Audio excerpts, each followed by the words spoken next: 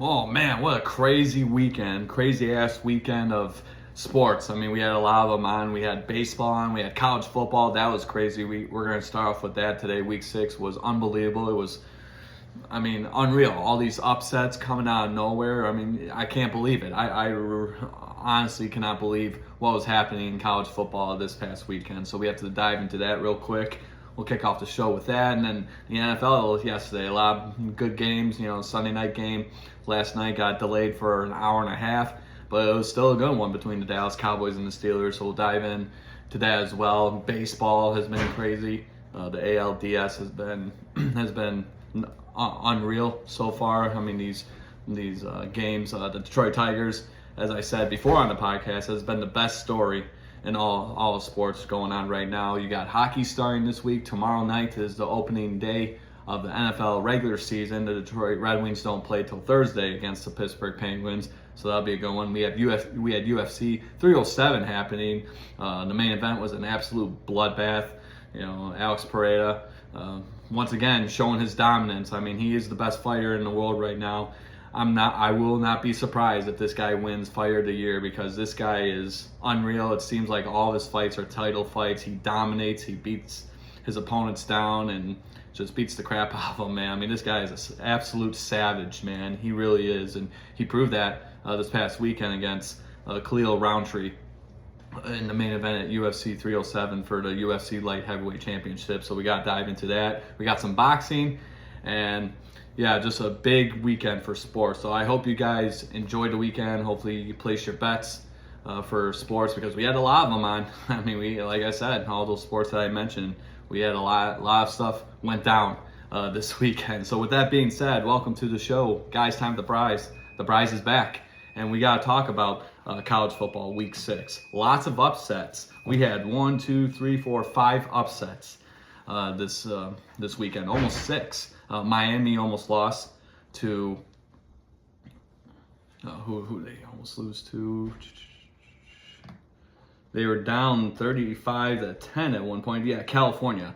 They almost lost to California. They were down 35-10 in the third quarter, and they came back and won 39-38. So Miami hanging on there. That was crazy.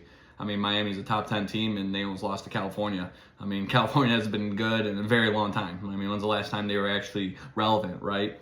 But Miami almost lost to them. They were down 25 in the third quarter. They come back and win by 1 point, 39-38. So that was absolutely unreal. I saw the highlights of that. It was crazy. Cam Ward, man. Like I said last week's podcast, Heisman, perhaps. We'll keep an eye on him for sure. But you had that. But then Alabama, number 1 Alabama, dominant Alabama for many years, especially when Nick Saban was there. You got a new head coach there now. Number 1 going down to Vanderbilt on the road, 40-35. Like I said, Bama was ranked number 1 at that point, but Vanderbilt, like another team. Who was at Vanderbilt? Who the hell are these guys? When's the last time they were relevant in football? And I was reading some stats. That was their first win ever against a top 5 team, AP top 5 team. They were 0-60. They had 60 losses against top 5 teams. That was their first victory ever as a football program against a top 5 team. So that was crazy. I watched a little bit of that game, saw the highlights. Yeah, Bama just gave that away, man. They let Vanderbilt come back, and man, congrats to Vanderbilt. They deserve that win, especially at home, going up against the number 1 team in the country at that point, and a big, memorable win for that program. So congrats to them. They deserve it. But yeah, that was one of the upsets, one of many upsets going on in week 6 of college football. That's why you gotta love college football, man. You never know what's gonna happen. Number 1 can go down. The number 5 ranked team can get destroyed by a nobody, right? So you had that. You had Arkansas beating Tennessee 19-14. Number 4 Tennessee at the time. So another big upset. Tennessee's looking pretty good this year. They lost to Arkansas. So yeah, they're down in the rankings. Texas A&M absolutely destroyed on home turf. Absolutely destroyed number 9 Missouri. It looked like Missouri didn't even show up this game, right? 41-10. Texas A&M, kicking ass at home. And Missouri just didn't show up at all. I mean, they did not look like the number 9th ranked team in the country. Tell you what, if this playoff started today, yeah, that would be an embarrassment to see that. So you had that. And then Michigan, we got to talk about this for a little bit. Michigan loses to Washington on the road. Number 10 Michigan at the time, they're down to 24, and they're lucky to even get that spot, how they performed Saturday night against Washington. That was horrible. That was absolutely disgusting. Watching that game, I mean, I wanted to smash my head through the wall. I really did, because Michigan, obviously, the problem is they don't have an offense. We've known this since the beginning of the year when they struggled against Fresno State, right? At home, night game, first game of the season, we're struggling against frickin' Fresno State. Like, come on, give me a break, right? So Michigan loses to Washington. Okay, they're obviously not going to compete for a national championship this year. Michigan, I'm talking about. But I'm watching this game, and it's just like, okay, obviously Alex Orji's not the answer. The guy can't throw a ball. He's making stupid plays. I don't know what the hell he's doing, what decision-making process goes through his mind as he's grabbing the ball, hiking the ball and either throwing it or running it. This guy's obviously not getting the job done. Obviously, he's not doing what he's supposed to do as a Michigan quarterback. You bring Jack Tuttle in, and he actually looked pretty decent until he started, turning the ball over and making stupid decisions. And then late in that game, it was like the second to last drive Michigan had. Like actual, drive. Obviously they got the ball towards the end of the game, but the game was already over at that point. But the second to last drive towards the end of the game, Michigan, you have Khalil Mullins and Donovan Edwards, the 1-2 combination, the dynamic duo, right? The two-headed monster, as I mentioned with David Montgomery and Jahmyr Gibbs, right? You have a great running game. If it ain't broke, don't fix it. So why are we passing the ball in this situation, right? Dude, pound the rock. Throw those screen passes. Let Donovan Edwards fly. Let Khalil Mullins, run over, trample that defense of Washington. No, we're throwing the ball, and it got intercepted, right? And now that sealed the deal. I mean, how Michigan played that game, it was disgusting. Like, it was. The play calling was horrible. Whoever's calling these plays, Sherrone Moore, whoever, obviously they need to find another job somewhere. Go to a fast food and flip burgers, because obviously calling plays is not your specialty. I mean, dude, I never coached football in my life. I played football, but I never coached it. So it's definitely a difference there. Different dynamic, right? Different situation. But, dude, I could have called better plays than what was being called on that last drive for Michigan. I mean, they screwed themselves. They really did. They had so many opportunities to beat Washington, but Washington was the better team. That defense kicked our ass all night. And that offense, I mean, our defense was tired. That was probably the worst I've seen Michigan's defense play in a very long time. Very long time. That was probably the worst performance of any Michigan defensive unit or team I've seen in a very long time. So hats off to Washington. They deserve that victory. But Michigan, man, 2 losses. Obviously, they're done. Now the rest of the schedule, you got undefeated Indiana coming up in a couple weeks. You got Michigan State in 2 weeks. They're on the bye this week, and then they got Illinois next week. So, yeah, those 3 games. Big Ten. And Michigan State especially, that's a rivalry game. And Michigan State, even though they lost back-to-back games, or 3 games in a row now, they lost to Oregon last week. They lost to Ohio State a couple weeks ago, and then 3 weeks ago they lost to Boston College. It's a rivalry game. Anything can happen. I always worry about that game against Michigan State. So you have those games, right? And then obviously Indiana, first time they're undefeated since the 60s, 6-0. And they're looking pretty damn good. They really are. And they always give us a tough time. They always give us a headache. So that's a game I'm worried about. And then the beginning of November, we're going up against Oregon. We're going to lose that game. I can tell you that right now. There's no way in hell we're going to win that game against Oregon. Oregon stomping all over everybody that gets in their way, right? And then you still got Ohio State, the game this year at Columbus. We're not winning that game either. I hate to tell you. I would like to see Michigan beat them, but just what I've seen these past 6 weeks from Michigan football, there's no way we're beating the Ohio State Buckeyes. There's no way we're beating the Oregon Ducks. And we're going to struggle against teams like Indiana and Illinois and Michigan State. A couple games coming up. So enjoy this bye week, Michigan, because the rest, it's football. You guys got to play for pride now, because you lost to Texas week 2. You lost to Washington. These are 2 teams You had to win. You had to at least win one of them. Texas, okay, we kind of understood that maybe we weren't going to beat the Texas Longhorns, but dude, come on. You know, like, show up to the game. You guys didn't even show up that game. And in this game, you guys don't know how to call plays. You guys don't know how to execute. Your defense is tired. Your defense doesn't know how to, get third down stops. You just let Washington run all over you. All phases of football, offense, defense, and special teams. It was horrible. It was absolutely disgusting what I saw with that Michigan-Washington game, but another upset nonetheless. So you had that going on. But yeah, Michigan, play for pride now. That's all I got to say. And so with that, you had Minnesota beats number 11 USC 24-17. So another upset. So we had 5 key upsets against top 15 teams this weekend. And then another thing about Bama and Vanderbilt, I saw this yesterday on ESPN Bet.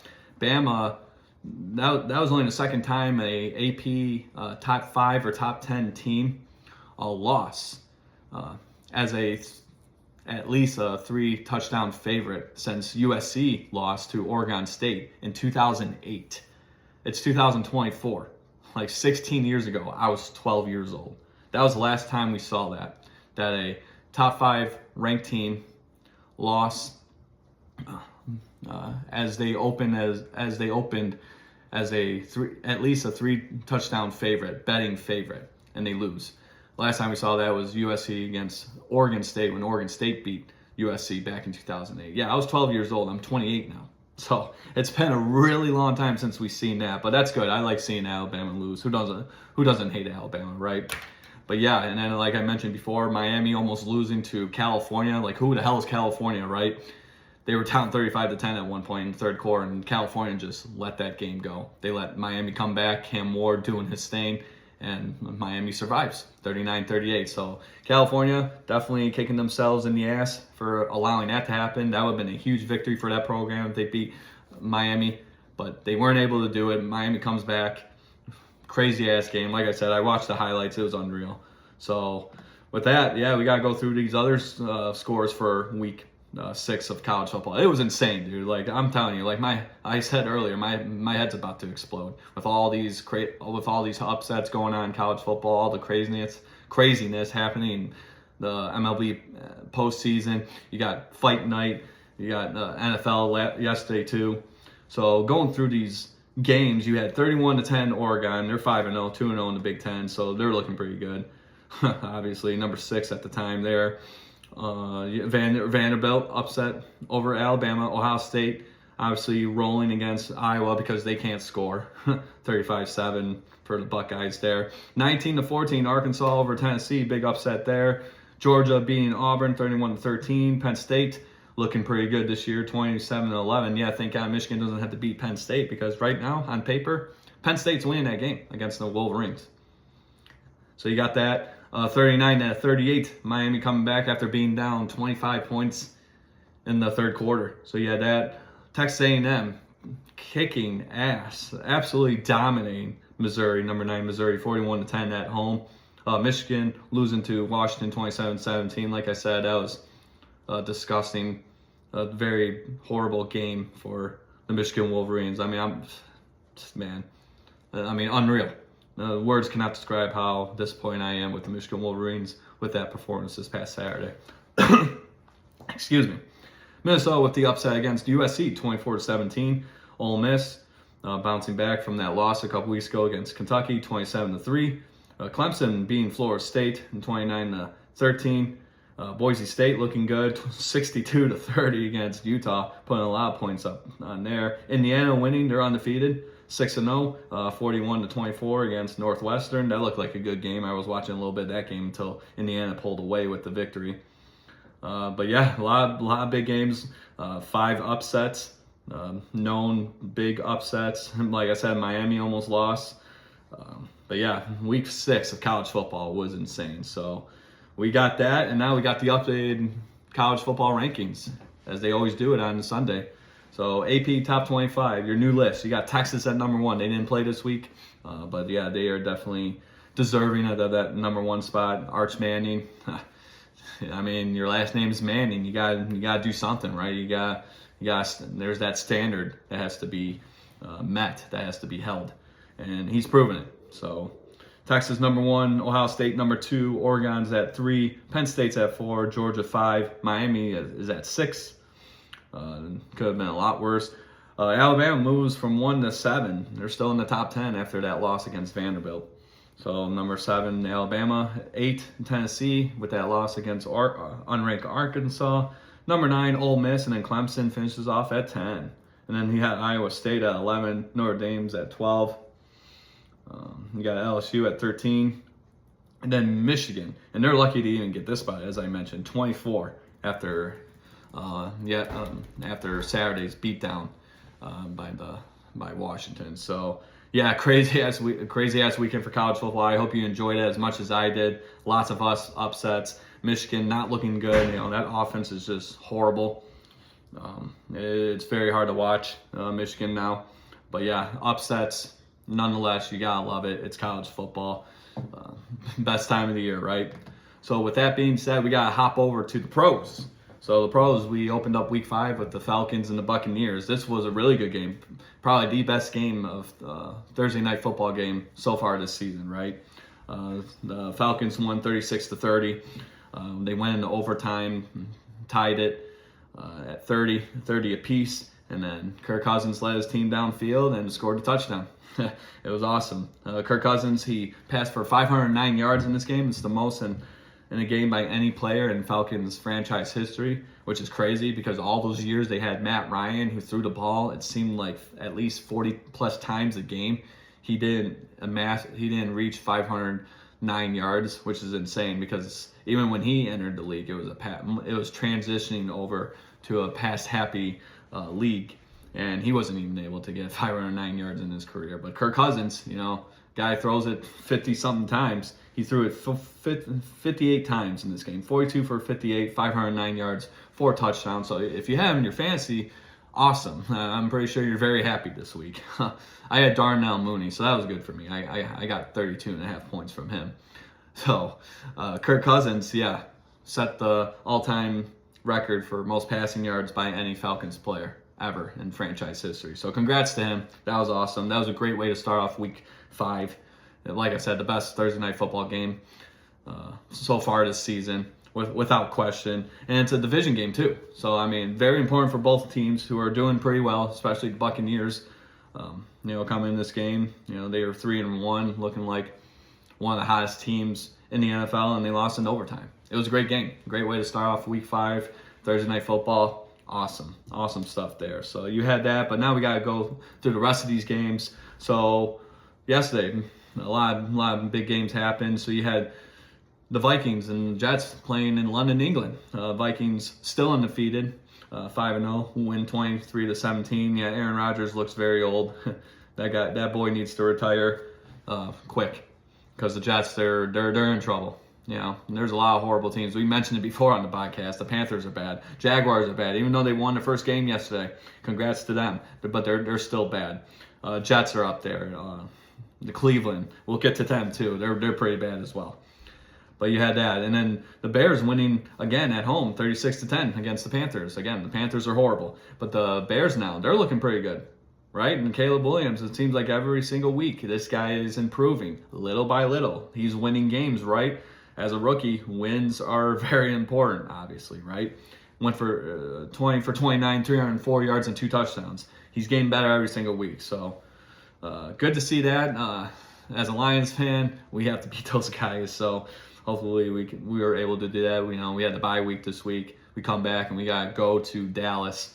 That's going to be a tough one there, but the Lions will win that game for sure. But besides that, Bears win against the Panthers. That was a good game to watch. The Ravens and the Bengals. I was golfing yesterday, so I missed a lot of the 1 o'clock games, but I did watch the ending of this. This goes into overtime. This is the division matchup. Lamar Jackson is now 9-1 against the Bengals. He owns the Bengals. All right, he has receipts against these guys. He plays very good football against the Bengals. But yeah, 9-1 record as a starter. You can't beat that, right? So you have that, and then Joe Burrow, 30 for 39, 392 yards, 5 touchdowns. I have him in one of my fantasy leagues. Thank you, Joe Burrow. I know you got the loss, but fantasy-wise, Thank you, my man. You are amazing for doing that. But despite all that, they still lose 41-38 in overtime. Division game, on the road. If you're the Bengals, you gotta win that game. You gotta win that game, especially Lamar Jackson now owns you guys 9-1 as a starter ever since he entered the league. Yeah, that's not good, man. That's not good. But that was a very entertaining game to watch. Probably the best game from yesterday.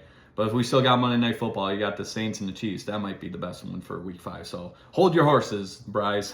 We'll see what happens with that. But yeah, that game, that was great to watch. The Dolphins wins 15-10 against the Patriots. They're another bad team too. They just have no identity. I don't know what the Patriots are doing, but it's just not good. And then the Dolphins, hey man, they got the victory, but they're still looking bad. A lot of question marks there. The Commanders, third straight week with 30-plus points, right? Third straight week. And then this was another thing too.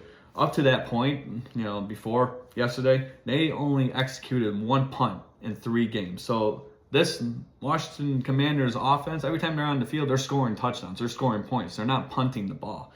And now, after yesterday, they have 4 total punts after 5 weeks. So, obviously, the Commanders got it figured out. Jaden Daniels, number 2 overall pick in this year's NFL draft out of LSU. This guy has it figured out. 14 for 25, 238 yards, 1 touchdown. And then Terry McLaurin, it seems like that's his guy. That's his main target. 4 receptions, 112 yards. They're putting points on the board, man. And they're dominant. They're very scary. Like the NFC East, if I were the Cowboys, the Eagles, and the Giants, I would be very cautious of the Commanders. They're 4-1 right now, 2-0 at home, and then the Browns 1-4. Like, dude, Deshaun Watson, get that guy out of the league. I mean, this guy obviously can't play football no more. He's not what he used to be with the Houston Texans. Get him out of here as quick as possible. Like, get him out. Bye. See ya. Take your money and just go. Like, this is embarrassing for the Cleveland Browns, a franchise that's been around as long, longer than I have. 1-4, another bad team. I mean, this team. I mean, they, 13 points. This guy was one of the highest paid quarterbacks at one point. Still getting paid a lot of money, and you're not winning games. And you're playing like absolute garbage. Yeah, get that guy out of here, please. Get Deshaun Watson out of here. He's done.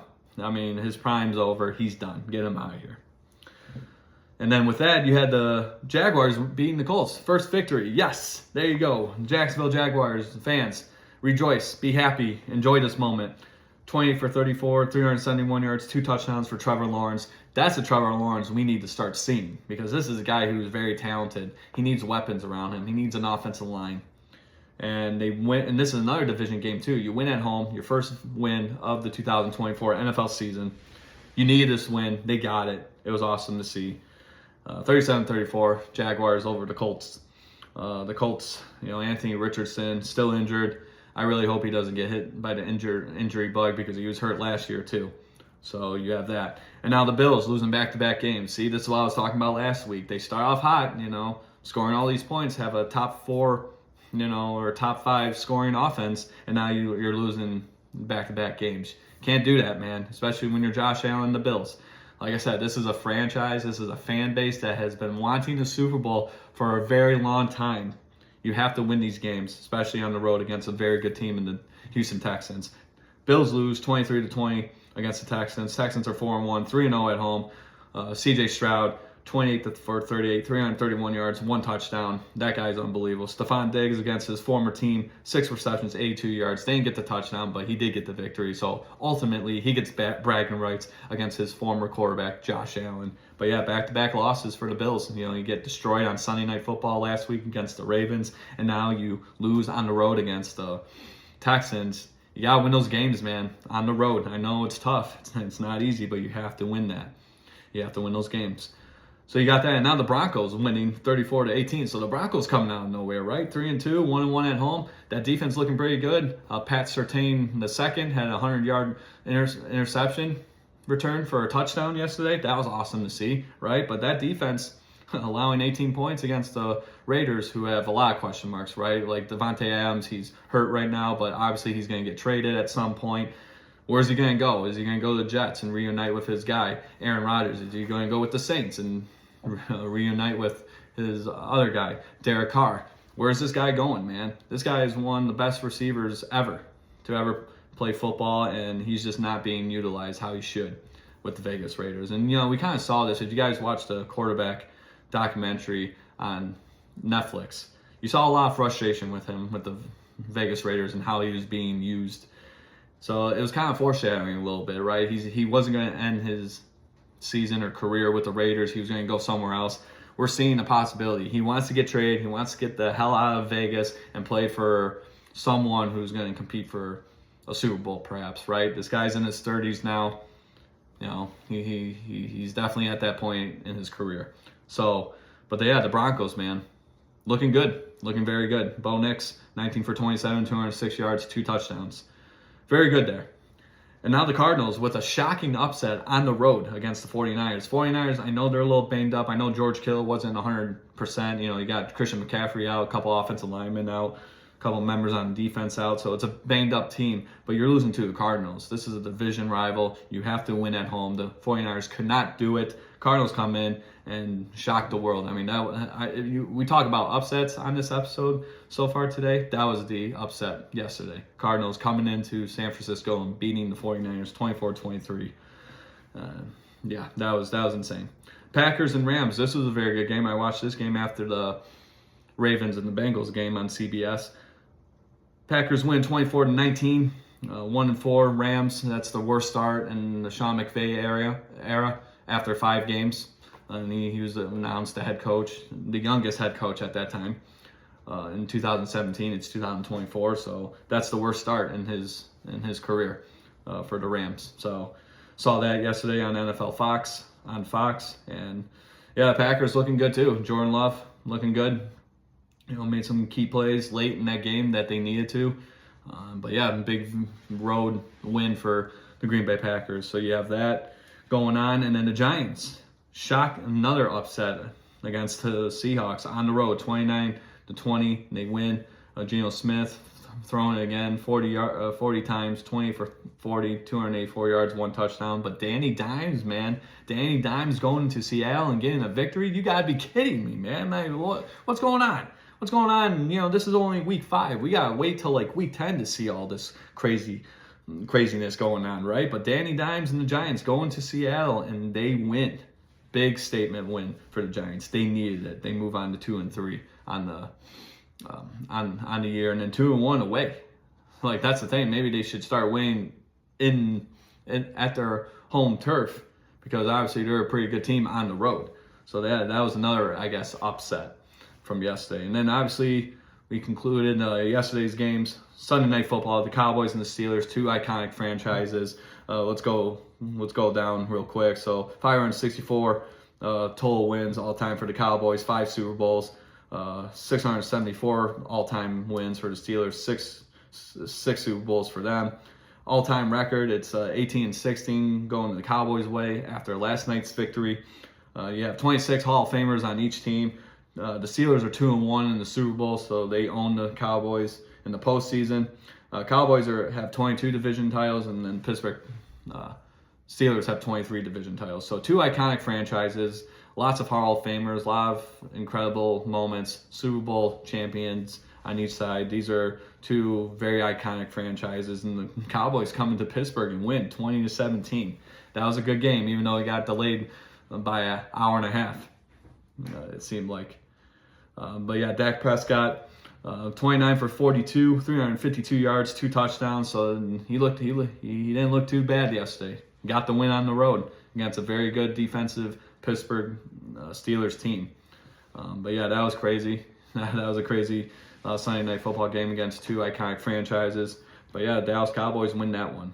So we got to go back to the Bills and the Texans. I forgot to mention this. So the Bills, they lose again, back-to-back games. They lost to the Ravens, as I mentioned, Sunday night, 35-10. And then Allen, he was only 9 for 20 in that game. 126 total passing yards as a team. You're not going to win a lot of games when your quarterback's only completing, like less than 40% of his passes. You throw it 20 times and you only complete 9 of them. That's not the Josh Allen we know. That's got to get fixed. That was horrible. So, yeah, that's probably the reason why they lost. Like, you got to get that guy throwing the ball. 9 for 20, your franchise quarterback in today's NFL? No, it's not going to fly, dude. Sorry. So, with the NFC West, though, 1-3 yesterday, not good for the division. Obviously, the only win was Arizona against the 49ers. But, yeah, that division is not looking good right now. Seahawks back-to-back losses, 49ers lose and an upset against the Cardinals. And then the Rams 1-4 on the season. Yeah, I get it. They're banged up. You're missing key guys. You're missing a couple offensive linemen. You're missing Puka Nacua. You're missing Cooper Kupp. Once they come back, it's going to be a different picture for the Rams. But yeah, 1-4. And I do believe Matt LaFleur is undefeated against Sean McVay. Sean McVay has not had success against his old buddy from the Washington Commanders when they were coaching there way back in the day, it seemed like. But now they're two young head coaches, very successful, right? But yeah, the NFC West did not look good yesterday. So you have that. And then, bye weeks. Our beloved Detroit Lions were on the bye week. The Titans were on a bye week. Eagles and Chargers. And now week 5. Week 5 concludes tonight on ESPN. Monday Night Football. The Saints going to Kansas City to take on the Chiefs. This is going to be a big game here. I suspect a lot of scoring, not a whole lot of defense.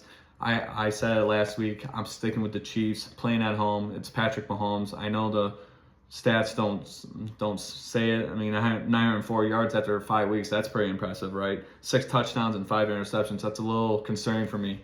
He's turning the ball over more than what we're usually seeing, right? Patrick Mahomes. And then you got Alvin Kamara on the other side for the Saints. 80 carries, 362 yards, 5 touchdowns. So as long as he has a good game, it will help my fantasy team a lot. So please have a great game, Alvin Kamara. That'd be awesome. But this one's going to be a good one. But I still have the Chiefs winning this one. Monday Night Football matchup against the Saints. It's going to be a good one. Check it out tonight, 8:15 on ESPN. Place your bets, get your fantasy football lineups ready to go, and watch some football there. So you got that, and that's week 5 of the NFL. So now we got to hop over to baseball. So baseball, we mentioned it last week, the Tigers' best story in sports right now. Didn't look like it this past weekend. I mean, you lost 7-0. You can't do that, especially on the road against a good Cleveland Guardians team. The Tigers were 0-5 with runners in scoring position. You cannot have that happen and expect to win games, especially on the road. This is your division rival. You have to win. I mean, they got to win today. They will play today at 4:08 p.m. They have to win today because going back to Detroit, down 0-2, that's going to be very tough to come back from. It really is. This is a best-of-5 series. The Tigers need to win today. So I want to go back to the wild card round that happened last week, the Mets and the Brewers. So the Mets and the Brewers, so Pete Alonso, playing hero, right? The Mets fans, they embrace him. They love him. He's been on that team for a long time now. Pete Alonso, I saw this on SportsCenter. He was the first player all time to hit a go-ahead home run in the 9th inning or later of a winner-take-all postseason game with his team trailing. So they were down. This is a winner-take-all matchup. He hits a go-ahead home run in the 9th inning or later to obviously send his team to the NLDS, National League Division Series. But that was awesome. That was cool to witness that. And now we're in the Division Series for the American League and the National League. So, the Guardians destroyed the Tigers. I mean, I couldn't even watch this game after 5-0. I was like, okay, they're done. I mean, obviously, this is not who the Tigers were, compared to what they were doing last week against the Houston Astros. So we're just going to forget about them for a little bit. And then the Mets winning against the Phillies, game 1, 6-2 on Saturday. And then the Yankees won on Saturday as well, 6-5 against the Royals. And then the Dodgers won 7-5 on Saturday, too. And then yesterday you had a couple games on. You had the Mets coming back in a very exciting game. I watched some highlights. Nick Castellanos used to play for the Detroit Tigers, hitting the go-ahead home run to tie the series 1-1 between the Phillies and the Mets. So a very exciting series there. You definitely got to check that out. And then the Padres, absolutely destroying, absolutely annihilating the Dodgers 10-2. Tying up that series. So, the Dodgers obviously didn't show up yesterday. So, you have that. But, like I mentioned, the Tigers, Guardians, 4:08 today. They got to win that game. That's all I'm going to say. A lot of emphasis on winning, right? 0-for-5 in runners in scoring position. That's not going to work, dude. Let's get our crap together and let's Let's win this game against the Guardians, right? Pretty simple. And then the Royals and Yankees. Royals trying to bounce back, tied the series against the Yankees tonight, 7:30 p.m. So watch some baseball. It's been exciting. Despite what happened to the Tigers Saturday, I still think this is a crazy story for the Tigers. 0.2% chance of making it to the playoffs in mid-August. It's October now, and now they're competing in the ALDS round of the MLB playoffs. So you got that. Check it out. Got some baseball. 2 games on tonight, and then tomorrow you got Phillies and Mets and Dodgers and Padres. So check it out. Should be exciting. And yeah, that's baseball right there. Some crazy stuff going on there. And then we had fight night this weekend. Like I said, my head exploding, right? All of these big weekend for sports. You had fight night, you had college football, you had the pros, you had NFL, you had the MLB playoffs, but now you got UFC 307. This was a good pay-per-view. I enjoyed all the fights on the main card and even the prelims. You know, Stephen Thompson, 40 years old, gets knocked out viciously by Joaquin Buckley. That was a nasty knockout. I watched that and I felt bad for the Wonder Boy, Stephen Thompson. He's getting old, man. He's 40 years old. I think it's time to hang it up. You know, this is a young man's game. Said it numerous times on this podcast. But yeah, UFC 307, Alex Pereira, the main event for the UFC Light Heavyweight Championship, defeating Khalil Rountree. Khalil Rountree, I mean, he was taking shots. I mean, oh my goodness. In that 4th round, he was taking so many shots. He was standing up too. I mean, Alex Pereira was not holding back those punches. I mean, his face was busted up, blood dripping everywhere. It was a bloodbath, man. I mean, it was absolutely, it was brutal to watch that. I mean, it was just like, dude, the refs got to do something. Come save this guy's life. Save this man. But he was a true warrior. Khalil Rountree was, and obviously Alex Pereira was. He always is. But yeah, Khalil Rountree showing that warrior spirit. He ultimately lost, obviously. I mean, he was just busted up. But yeah, he definitely gained a lot of respect from the UFC fans that night, me included. But yeah, Alex Pereira, another KO slash TKO victory. Another finish for this guy. This guy is a savage. I said it earlier in the podcast. This guy, he has to be Fighter of the Year. And he's fighting so consistently, right? I mean, he takes like 2 months off, he's ready to fight. He takes like 4 weeks off, he's ready to fight. Like, this guy is an absolute savage. And he's so big, too. I mean, he's tall and big and vicious. I mean, getting punched and kicked by that guy, dude, no. He punches me, I'm probably in a coma for like 6 months, right? This guy he's a savage. Another victory to add to his resume, right? Another championship fight. It seems like ever since he's been in the UFC, all he does is compete in championship fights, right? We'll go through that a little bit. So yeah, UFC, Alex Pereira, he has a 9-1 UFC record. His only loss was against former UFC middleweight champion Israel Adesanya. So he's 12-2 overall. He has 8 KO, TKO victories. He made his debut in the UFC on November 6, 2021. So almost 3 years ago. So in that short amount of time, 3 years, he has won 6 championship fights. He has won championships in 2 different weight classes, middleweight and light heavyweight. He's 37 years old. He joins Amanda Nunes, Daniel Cormier, Henry Cejudo, Conor McGregor, BJ Penn, George St. Pierre, John Jones, and Randy Couture as the only fighters to ever hold championships in multiple divisions, right? Which is insane. I mean, in a short amount of time, too. And then I saw something on ESPN. He has fought in 3 title fights. He's had 3 title defenses in 175 days. Like, that's unbelievable. Like, I'm telling you, this guy's consistency, his, workload, him staying busy, his activity as a fighter, especially in UFC. This ain't boxing. This ain't just boxing. I mean, you're getting kicked, you're getting submitted, you're getting elbows to your face. This guy's competing, like I said, it seems like every other month he's on a card, right? But yeah, I saw that on SportsCenter, 175 days competing in 3 title defenses. Shortest amount of time ever competing in 3 title fights. So this guy is unreal. Alex Pereira, he's an absolute beast, an absolute savage. He's the best fighter right now. I don't think anyone's stopping this guy. This guy is scary good. I mean, he's a unit. He's a giant. He's unreal, man. He is absolutely phenomenal. Watching his fights, always entertaining, always fun. He goes in there, no nonsense, no BS. He's going to take care of business, and he did that this past Saturday. So congrats to him. that was awesome to see. So you had that, and then the women's bantamweight co-main event, you had Juliana Pena winning by split decision. Very shocking result there. A lot of controversy surrounding that against the former champion Raquel Pennington. A lot of people want Juliana Pena to call out Kayla Harrison, kind of the new, sensation right now in the UFC. She won her fight earlier that night. But we'll see what happens. I mean, Juliana Pena wants that trilogy fight so bad against Amanda Nunes, but she's been retired for a long time now. We'll see what happens. UFC is a crazy, crazy sport. And then Jose Aldo lost by decision. A lot of controversy there. People thought he won that one.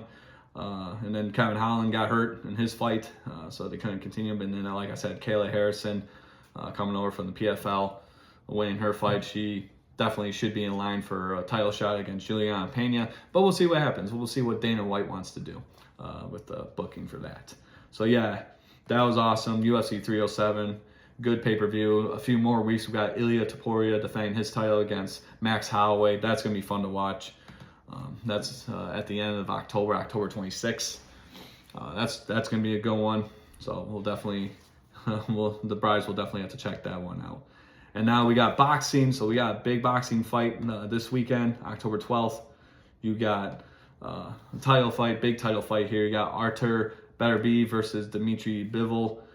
12 rounds for Beterbiev's WBC, WBO, and IBF light heavyweight titles, and Bivol's WBA light heavyweight title. So this is undisputed, it sounds like, right? So yeah, undisputed championships, light heavyweight titles are on the line. Everything's on the line for all the marbles, as they say. This is going to be a good one. Might try to watch it with my boy Kamel. Shout out to him, making his pro debut, hopefully in a couple months. Kamel Macklin, that guy's awesome, man. Love working with him. You know, he trains me in boxing. One of the nicest dudes around. Hopefully, maybe this weekend we can watch that fight, because obviously he's a big boxing fan. That's going to be a good fight there. So you have that, and then obviously down the line, you know, November 15th, you still got Mike Tyson versus Jake Paul, which is an absolute embarrassment to the sport. I don't even know why they're even sanctioning this, but you know, millions of dollars is millions of dollars, right? Because that's what it's all about at the end of the day. It's about money. So you have that, and now we got to end this episode today, as you can see, with some hockey. You got Detroit Red Wings. Their regular season starts this Thursday, playing at home against the Pittsburgh Penguins. Former rematch from their from the Stanley Cup in 2008 and 2009. We should have won that. We should have won that series. We should have won the Stanley Cup in 2009 as well. But those Pittsburgh Penguins found a way to beat us. But yeah, we open at home, 7 o'clock, ESPN Plus against the Pittsburgh Penguins. That's going to be going. Let's go, Red Wings. They just got done re-signing Lucas Raymond to a big deal, and then Moritz Seider, Big Mo himself, to a deal. So that's good. Young players, very good players. Stevie Y, man. Trusty eyes are playing, right? So opening night for the NHL starts tomorrow night, or tomorrow afternoon, rather. You got the St. Louis Blues traveling to Seattle, face the Seattle Kraken. You got the Boston Bruins traveling to go up against the Florida Panthers, the defending Stanley Cup champions. They defeated the Oilers a few months ago. So that's going to be a primetime game there, 7 o'clock on ESPN. And then you got Chicago Blackhawks versus the Utah Hockey Club. They don't have an official name yet. I know, it's ridiculous. We dealt with this with the Washington Football Club many years ago, because we had to get rid of the name Redskins, right? Because, you know, people were crying about it. That game starts between Chicago and the Utah Hockey Club, 10 p.m. ESPN. So 3 games on to start off the season. And then obviously, like I said, the Red Wings play Thursday night, 7 p.m. against the Pittsburgh Penguins, a rematch from the Stanley Cup Finals in 2008 and 2009. So hockey's back. So we're going to be very busy with sports from here on out. And then the NBA is going to be starting in a couple weeks too. So lots of sports coming up. It's going to be awesome. But with that being said, the Brides is out. We're done for today. So thank you for joining me on this episode of Guys Time with the Brides. You guys already know the drill by now. This episode's going to be available. The video version is going to be available on my YouTube page at Guys Time with the Brides. The audio is going to be available on Spotify, Apple Podcasts. And then one quick side note, before we sign out for today. So the Tigers, obviously best story in sports right now. They last won the World Series in 1984 against the San Diego Padres. My mom went to that game when they won, so that was awesome. She went to that game, and obviously one of the best moments of her life, right? But yeah, 1984, 40 years ago, right?